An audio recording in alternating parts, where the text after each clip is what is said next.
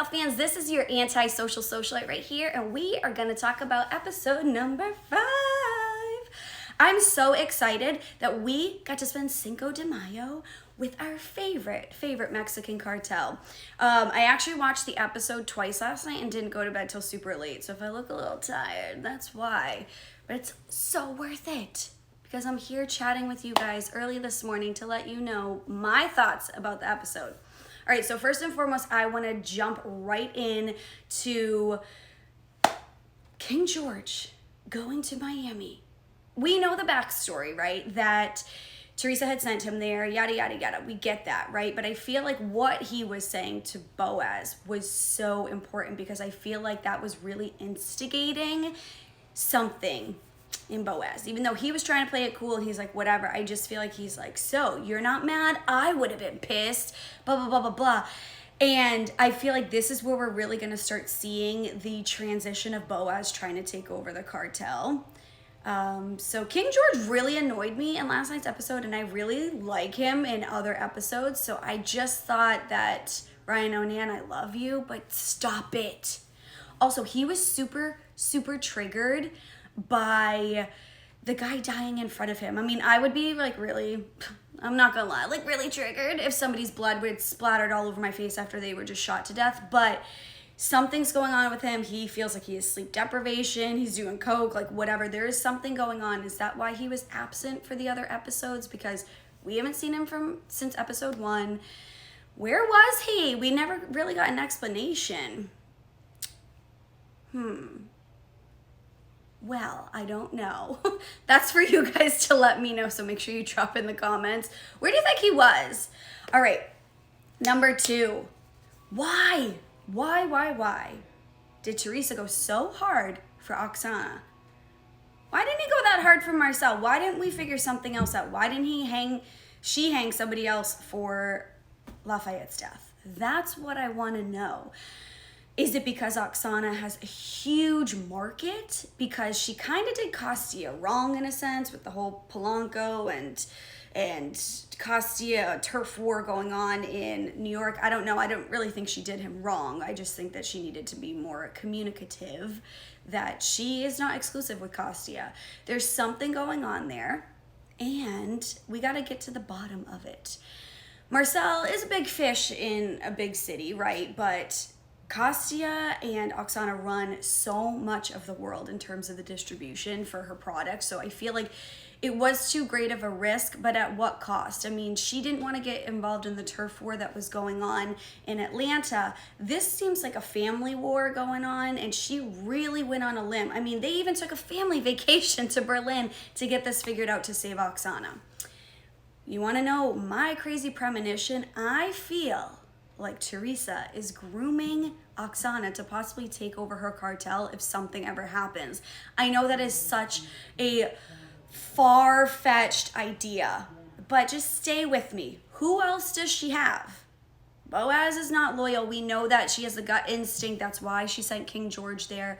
Pote is fit more to be a Sicario than he is, because even like he was kind of stressed out when she was in the coma in the hospital. Kellyanne is certainly not fit for that. So who is she going to have take over the cartel if something does happen?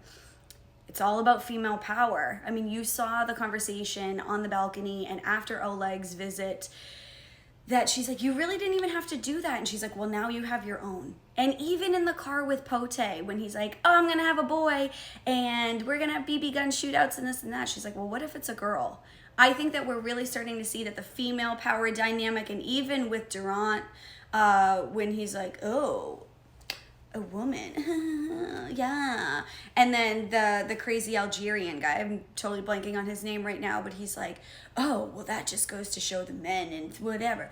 That's the same stuff that we heard about Camilla. She always thought like that she had to prove herself because she is a woman in this industry. So I feel like that part we're starting to see the transition of Camilla. If you watched last week, I talked about how she's becoming more like Epifanio, but go watch that and double check. So I just think it's so crazy that she's like really going to be grooming her in a sense to possibly take it over. So who knows? I'm going a little crazy, but when she was just like, I feel like I'm always going to be under Costia's thumb. Could that also be foreshadowing to next week's episode where Boaz feels like he is going to always be under Teresa's thumb? I don't know. I just think there's like so many connections that we're like have to like really dig in and analyze. I just can't wait for next week's episode. Because also James, let's talk about James quickly. James is a dreamboat. I love him. He was on that motorcycle and like totally like flexing, like, I'm gonna just park like this. He actually, Peter Gadio, rides motorcycles in real life. So I think that was like a humble flex. Like, I know how to do this, guys. Put in this scene for me because I can totally rock it. But like, what doesn't he do? He just stole art. He's like riding through the streets of Berlin. First of all, what internal GPS does he have? Because I feel like everywhere they go, he just knows where he's going, right? I don't know. But everything that he did, and then she even knew, Teresa, even knew he had something to say last night when they went on the balcony, and she's like, say it, you know? First of all, I was waiting to be like, I love you, don't do this. But of course that didn't happen. It was his way of saying I love you without saying I love you. But he really, and this is where I'm trying to get at, all my rambling, is in the trailer for next week, he's like, I really miss the girl from Culiacan.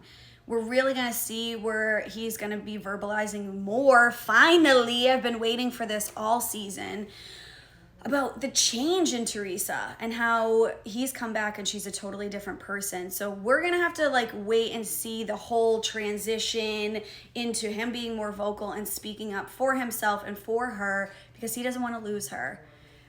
We got big fish to fry. So drop in the comments below what you guys think about this episode, what's going to happen next episode. I mean, we have a lot to digest. But James has been like really carrying Teresa this whole season. So we just got to give props to him. You know, I know we want the love and the romance, but like he is really carrying, because her ass would have been dead like episode 1 at this point. Because the Russians were after her and he saved her, that whole kill team. Come on now. All right, so keep me like posted, guys, on what you think. And then I'll see you next week. All right, bye.